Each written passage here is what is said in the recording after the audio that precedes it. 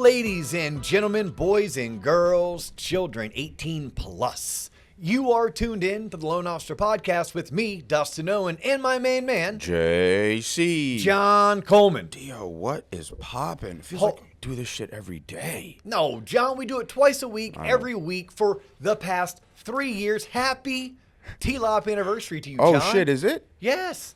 Happy TLOP anniversary. How about this? Check this out.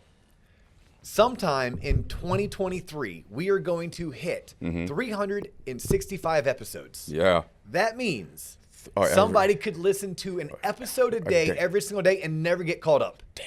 They would have to listen to 2 episodes a day every single day, and then they could get caught up within that year. That's insane. Within 1 year. How crazy is that? Well, you got to think back. How many episodes does those like shows that are famous have?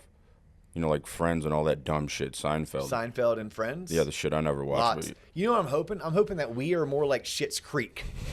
Schitt's Creek didn't become really famous and popular until after. Well, then we have to stop after season 5. No, we're not stopping, John. Oh, if we stopped, people like Lucy the Lender would be so disappointed. Pew, pew, pew, pew. Shout out to Lucy. Shout out Lucy. Hey, how about this swag up on the table for our YouTube viewers? If you're tuned in on Spotify and Apple, we're going to ask you, hey, hop on YouTube, give us a subscribe, and you can check out the nice swag, I call it. It's actually 2 small bottles of bourbon. Small bottles. 2 branded Lucy the Lender red, almost solo cups. They're not solo cups because they're washable. Yeah. Unless you're my granny. She used to wash solo cups too. If you wash them out quick, you can reuse them. You can't let them sit. Okay. And then a very nice thank you card. Like an awesome thank you card. And for y'all, like we shout out Lucy all the time. Usually it's kind of making fun of her because she hates this part of the show. She hates it. She also hates the fact that she says that she can't listen to us with her kids in the car because sometimes John cusses. That's not true. Never me. Always John. But we met Lucy last year at Mortgage Mastermind. Got to know her along with, a handful of other TLOPers and built a really cool relationship. But she sent us a card, and I'm going to brag on her real quick. Okay. Because we make fun of her enough. Yeah. How about this? Rookie loan originator, 82 transactions closed in 2022. What? 82. You know what her goal is in 2023? 200. 200, John. Are you serious? Must have read the card. No, I didn't. It's just the universe. You must have read the card, yes. That's the universe. And she sent us an awesome, I call them shopping bags, like a reusable shopping bag. But I think she wants you to quit hanging your dirty gym clothes. Oh, is that what that is? On the fence in the parking lot, and you can just stuff them in your Lucy the Lender bag. That is awesome. Yeah, so shout out to Lucy. Shout out Thank Lucy. you so much, and congratulations. Yes. All right, do you know what we need? Have you even asked me what's popping, or did I just I did, cut to but the then chase? you had something, but then I cut you off. Oh, my gosh. Hey, Dio, what's popping? Oh, there you go, John. Thanks for asking. I thought you never would. We need a business manager. We're there, John. The time has come. We are 3 years into this. We are getting ready to do our 3rd of 16 TLOP live events. Okay. Buckle up. Buckle up. Here we come, West Palm Beach. We need to take this out of friend zone. Yeah, we need to make it a serious thing. And we're going to get serious. So for anyone and everyone tuning in, this is not John and I joking. This is actually real life. We need somebody who is dynamic. We need somebody who loves John Coleman as much as I do. We need somebody who believes in TLOP more than we do. We need someone who's an entrepreneur, who is a businessman or woman, who is a big thinker, who genuinely likes people and is willing to run through a brick wall because maybe John bet them they couldn't, or because I told them there's a $100 bill on the other side of that brick wall, and they said, hold my beer and watch this. If you know someone who is like that, or you're someone who is like that, you need to be entrepreneurial. You need to be able to see the big picture. You need to understand that this is a startup company, so you're going to be employee number 1 of a startup company that comes with its pros and its cons, and maybe one day we'll do a show on the pros and cons of working for a startup. Yeah. The opportunity is limitless. Literally. That ceiling is so freaking high. However, nothing yet is built. There's not any revenue to be had, so we are operating on a shoestring budget. But if you're an entrepreneur and if you're a hardcore businessman or woman at heart, you genuinely like people, you like to have fun, you like to joke, but at the same time, keep it serious and professional when we need to.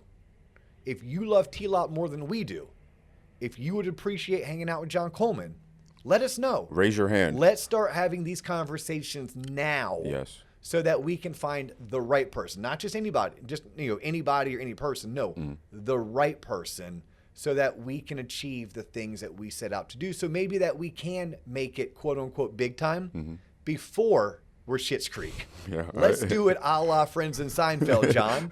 Let's not wait until like we're done and then all of a sudden people find us and love us. That's so cool. Yeah. So that's what's popping. That's great. But let's get into today's episode. Yeah, what you just said dovetails perfectly into it, because what happens when this shit does blow up and you have to manage the success? Yeah, that's a great question. And I know that you posed that question to me. You're like, hey, could we make an episode out of this? Or maybe we could do a training video, and it'd be our first intentional training video that we would put on tloponline.com, because that's where you find all the best free, mostly sales tools, industry insights, etc. Is going to the website, clicking on the sales tools, and then just getting lost. Get lost. In the scripts, in the trainings, in the PDFs, in the Excel spreadsheets, and the links to the additional resources that are outside of the website in TLOP, right? So it's like, and I'm like, nah, John, we can do this. Like, it won't be a long episode because I have to go to the dentist. I'm getting a new grill made, true story. Let's go. But for those loan officers who have been sludging through, the George Martinez is out there. George is a rookie LO with us who's been busting his rear and just struggling to get something to stick. I understand that he has his first 2 closings this month. He's going to have 3 next month. And then when he turns around, it's going to be 4 or 5 a month. Holy shit. And here's what's going to happen. George's going to start seeing paychecks he's never seen before. I've never had a check with that many numbers in it before. Yes, or maybe not crooked numbers, right? You may have had numbers in there, but they were like just straight up and down. Right. These now have crooked numbers. It's like, what do I do? Well, first and foremost, and this is going to sound almost asinine that I have to say it, don't be an idiot. Like, literally understand that when you are a sales professional, a business owner, and an entrepreneur, you must be the most fiscally prudent, because your income comes in waves. It doesn't necessarily come consistent. So this is a time for you to very first make sure you have your 6 months reserve. That's the first thing you do. Make sure you have it. Then you start looking at debts that you're carrying that you need to get rid of. For me, as a rookie LO, I went $10,000 in credit card debt, right? You could say a rookie commercial realtor, or somebody just starting off as a financial advisor, or selling life insurance, or somebody who just opened up their dream Asian fusion restaurant, right? These are all things that entrepreneurs and salespeople have to do. When you start making the money, you don't start spending it. You typically have to repay what you borrowed from. You have to create or replenish your reserve account. And you need to then create a budget that is based on your average month. Okay, so this is a sales tactic we teach in coaching with our loan originators where I work. And usually it's my business partner, Mike Smalley, who's doing this coaching. And he sits down with every loan originator and he says, okay, I need you to have your stretch number, and I need you to have the, oh my God, if I fall below this number, I'm a piece of garbage and I need somebody to kick me in the rear end number. Okay, and then you need to have your consistent average number. So as a loan originator, it may be this. It may be 5 is my average number. 10 transactions in a month is my BHAG stretch number. And if I ever do less than 3 transactions, you need to come kick me in the rear end. Like, that is a gut check moment. So if I am a mortgage loan originator, my budget may very well be around 5 loans a month. That doesn't mean I won't have some months where I do 7 or 9 or even 11, but everything in my lifestyle is around that budget of 5, not on the budget of, when I did 10 million or 10 loans that month, right? So when you start making the money, the first thing you have to do is anticipate it's a flash in the pan. This served me so tremendously in my career because I lived through 2007 and 2008. I saw top producers go bankrupt. I saw my managers lose their careers, not their job, their career. Men and women who were making 2, 3, 4, 5, 600 grand a year, all of a sudden have no career. Loan officers making 200 to 300 grand a year, all of a sudden making 60, 70, 80 grand a year. Luckily, I was so young and so new that I had one breakout year. 2016 was, I'm 16, I wish. 2006 was my breakout year. 2006, I closed 100 transactions for $26 million in volume. Mm-hmm. Thank God. The guy's name is Kirk Young with Bar Financial. Thank God I had sat with Kirk, with my wife, by the way, and paid for financial consultation. And Kirk had helped us kind of get on a budget and kind of set us on the right track for saving and investing for the future, retirement, disability insurance, life insurance, 529s for the kids, just the basics. Mm-hmm. And when I made that really good money, what I did with it was 6 months reserves. What I did with it was pay off the $10,000 in credit card debt. Like, that's what I did with it. Did you splurge at all? Did you have a little moment where you're like, let me... Yeah, because you know what? There's a certain point where you do need to reward yourself, right? I rewarded myself with a 4-day cruise. I spent $5,000, $5,000, right? Like, I didn't go out and buy a brand new vehicle, buy a boat, replenish mine and my wife's wardrobe. No, I literally was like, yes, let's celebrate it. I'm sure we went to some concerts that we normally weren't going to. I'm sure that we paid for drinks and appetizers when we went out to dinner, and maybe we went out to dinner more often. Or, you know, I'm sure maybe when it came time for my niece and nephew and their birthday, the gift was a little bit better. Like, I'm sure we did things like that. But no, I had in the back of my mind that I needed to save this money because Kirk was going to kick my butt if I didn't. So the best thing that I did was I did that, because when 2007 and 2008 hit, well, 7, I made enough money to not go in debt again. In 8, I had some legal bills I had to pay for. I had the cash to do it. In 8, I had not really made any money the first 7 months of 2008. I had savings I could live off of. And by the time I was able to get myself pointed in the right direction, because there's a big gut punch for those of us that lived through 2007 and 2008, that by the time I got to the end of 8, beginning of 9, I was pointed in the right direction where I didn't have any more money in the bank, but I didn't have any credit card debt.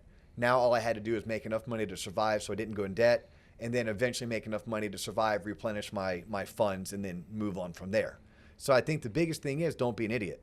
Like we were talking about TV shows earlier, The Office. That's another TV show that who knows how many episodes they've had. I mean, the cast of characters changed over 1,000 times. Besides like CSI, I can't imagine, you know, someone that had a larger cast of characters. But it's Dwight Schrute on The Office who says something on the lines, I'm going to butcher it. He's like, I ask myself, would an idiot do that? And if the answer is yes, I don't do it. Yeah, and it's the same thing goes with like your personal finance. Like you have to ask yourself, was that what a moron would do? And if it is, then you don't do that until you get to a point where you know you've kind of mastered the basics. And then when you are living your lifestyle, you live your lifestyle based on the average month, not No, I'm going to live it like I'm closing 50 loans a month. That's my lifestyle forever. Yeah, like ready, let's use Lucy as an example, right? Lucy closed 82 loans last year. Lucy is a solid business professional who is smart, talented, well-trained. She knows her numbers. She knows how many leads she's generating. She knows her conversion ratio. She knows her average loan size. She knows her commission. She can project out what her income is going to be. Should Lucy go and create a lifestyle on 200 loans closing? No. Her lifestyle should be, at a minimum, I know I can make X amount of dollars funding 80 transactions a year. Her lifestyle should probably be somewhere between, I would tell her 80. Like me personally, it's 80. And then I want to, it's not one of those, well, if I build it, they will come. If I start spending this money, I'll have to go make more money. Right. That's a crazy predicament. There are some hiring managers out there that Really? Oh, yeah. Well, you can make it back. You're young. You got enough time to make it back. Oh, I've known hiring managers and business consultants that will teach. Let your salesmen and saleswomen go out there and make terrible purchasing decisions, because that puts their back against the wall and they're going to sell harder because they have to afford that lifestyle. I do not buy into that philosophy. I don't teach it. I don't coach it. I'd rather find someone who has other chips on their shoulder, who doesn't need the stress and the burden Yeah. of living up to a certain lifestyle as their means to getting up and doing their job. Right? So to using Lucy as an example to answer the viewers' questions, yeah, I would tell Lucy if she asked me, yeah, create your budget based on you closing 80 transactions. If you close 200, wow, you doubled your income. What could you do with all that money? Spend the worst it. thing you could do is save it. Oh, it's the worst thing you could do. Oh, well, I'm going to invest it. I'm going to put it into a managed account. Maybe an ETF, maybe a mutual fund. Maybe I call Vanguard or BlackRock. Maybe I reach out to my financial advisor. That's what I do. Like, I literally have gone through phases and seasons in this industry. My financial advisor's name is Caleb Chapman. Shout out to Caleb. I'll text him and I'll email him. Hey, Caleb, please take another 10 grand out of my bank account. Gosh darn it, I'm making too much money. Yeah. He's like, again? I'm like, yeah, I did it again, Caleb. I went out and made way too much money again. Yeah. So I want you to take 10 grand away from me, because if I can't see it, I can't spend it. So like, this is the advice that I live by. It was taught to me. It's worked really well. And I try to convey to anyone who's willing to listen. Now, I posted about this on LinkedIn the other day. You can take a horse to water, but you can't make him drink, right? That's an old saying. Now, as someone who loves horses, I love horseback riding, and a few times in my life, I get an opportunity to go spend a week out in Montana and Wyoming, and we ride horses all week. I have sat in the most beautiful parts of this country on back of a amazing horse. Stallion. Sun's coming down, skies are just blue as blue can be, and that horse will not drink any water. Can't. Just won't do it. I'm thirsty. He doesn't care. I made him stand in that river for 5 minutes. Didn't care to drink. There's also been times when I've been on back of a horse when maybe we were a little bit late getting back. Maybe I was worried it's going to get dark. And that horse got thirsty. And he wanted to drink. I don't care how strong I am and how much I work out and how many Ironmans I can do. I am not lifting that horse's head out of the water without kicking him, spurring him, at which point he's probably going to try to buck me, right? So I share that because it's the same thing with coaching human beings. I can lay out all the evidence. I can talk about my success stories or Lucy's success stories, or I could talk about the reverse of a success story, a horror story. But if you're not willing to listen and to put in the discipline that's required, then that's on you, not on me. Let me talk about a couple horror stories before we kind of Yeah, let's do it. This is my favorite part. I've had plenty of people legitimately come to me. Can't work here anymore, Dio. I'm like, what are you talking about? Like, you have so much promise, so much potential. Can't do it.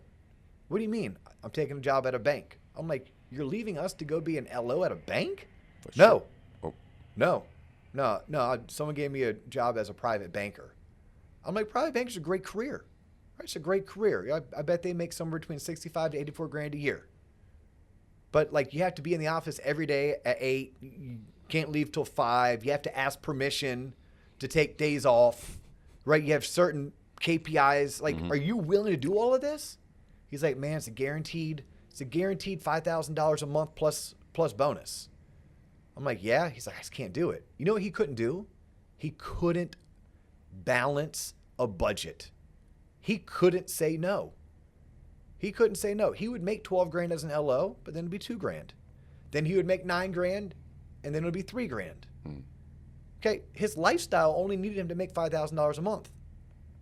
He was making, on average, with us, 90 grand a year. 90 grand a year with the potential to make easily 160, 180, 200 if he just stuck with it. He couldn't do it. He is now out of the business. For what? Because he wasn't disciplined enough? And by the way, you know what he had to do? He had to take a job that mandated he come in at a certain time, that wouldn't let him leave at 3 o'clock on a Friday if he had somewhere he wanted to be. Got to use the hall pass to use the bathroom. Yes. Who forced him to do things like call nights and TPS reports and who knows what else you may have to do. Do that. Yeah. So it's a very easy solution, but it's a hard decision for people to make. Question for you. So it's a funny question. Let's say they have their best month ever. They have all this cash. Would you suggest them buying a bunch of stuff using cash or putting it all on credit cards or neither? Like if you wanted to buy something, like let's say you wanted to be extravagant, you have a lot of extra money, capital. After you have your 6 months reserve, after you save, after you invest, you have like I have $5,000 of cash sitting here that I can just literally blow. Would you suggest using your credit card to spend that money, or would you say use your money because once it's gone, it's gone? I feel like you're projecting the years 2024 and John Coleman's seeing some real money. You're damn right. Okay, Yeah. I like that question, Yeah, John. of course you do. Yeah, once we get a business manager, Yeah, that's what I'm saying. We I'm can see work the on bow that. I'm putting on this episode. Yeah, right now you're working pro bono. No, this is Yeah, so here's what I would, me personally, I put everything on a credit card. Everything. I have zero credit card debt at the end of the month because we pay the credit card off in full. There may be months that I owe $11,000 on my Visa. Yeah. And you pay that bitch off every month. Every single month. Yeah, because my season ticket renewal came up at UCF. Put that on a credit card. Is there any benefit to just using cash? Like for stuff like No, I want points, homie. Okay. Like if it's Discover card, they give cash back. Right. I use a Delta Amex. I think it's a Visa. Yeah. I use a Marriott Visa. I get 1 to 2 paid vacations a year because I put my whole entire life on a credit card and then I pay them off. I put all of our work expenses on the Amex, all of my personal expenses on the Visa. And we pay it off in full. But I also follow a budget. I also spend less than I make, and I also save 20% of everything I make. So for me personally, I save 20% of everything I make. My budget is that of a worst case scenario. I never got to truly finish the story of what happened to those top producers and my mentors and managers, but I learned from them. And the one thing that if someone could take from me that I learned from them, I worked and operated as if every month was the best month ever. And I was never going to see a month like that. Every year was the best year ever, and that was never going to happen again. This, for me, started in 2010. 2010 was like a breakout year for me from financially, right? I was like, oh my God. If there is a God, can you just give me 3 more years like this? Just 3. I'm not being greedy. And every year I asked for 3 more. And then I got to asking just 1 more. And then I'm like, holy shit, is this what it's going to be like the rest of my life? This is freaking amazing. Yeah. Right, and even a year like last year, which, like, truth be told, it was my worst income year in 9. Right, like I hadn't made that less money in a decade. Still a heck of a year, right? I'm not complaining, right? But that year was still enough money that I never had to change my lifestyle. My worst income year in 9, I never had to change my lifestyle. Think about that. I learned that by witnessing my bosses losing their careers, top producers going bankrupt. So my advice that worked for me is find your average, budget around that, strive for better, set big lofty goals. And yes, when you achieve those goals, celebrate it with a cruise, with a watch. But don't go and just change your lifestyle because you have to prepare for years like 22 and 23. You had to prepare for down months, even bad down seasons. I mean, there was a year that we got fired, or let's call it a divorce, our best account. Well, that next 12 months was a kick to the junk in terms of commissions. Now, we built it back better. We built it back bigger. But I had to be able to absorb that. And by doing so, I'm always able to make the right business decision, right? Because if I'm succumb to the money, succumb to the paycheck, now I have to make business decisions based on, is that going to pay me what I need to make? Not, is that what's going to be best for me, my career, and where I'm trying to go? And I think that's something else people need to take into consideration when they're making their own personal financial decisions. Back on you, yes, if you have no credit card debt, you have your 6 months reserves, you're maxing out 401k and IRA, you're putting money into some kind of an intermediary account, like a managed account or a BlackRock account or a Vanguard account, and you're going to splurge, right? Because we just crushed it with a big TLOP event, and John got a big fat bonus, probably knowing you, and it's an appearance fee, right? You got your appearance fees for the month. Put it on the credit card, get your points, and pay it off. There you go. Yeah, and then do that enough times, and you and your wife can take a free trip to LA flying Comfort Plus on Delta. There you go. Speak it into existence. Speak it into existence. That's what I wanted. So, anyhow, I hope that helps those listeners who are trying to deal with the ebbs and the flows, the peaks and the valleys.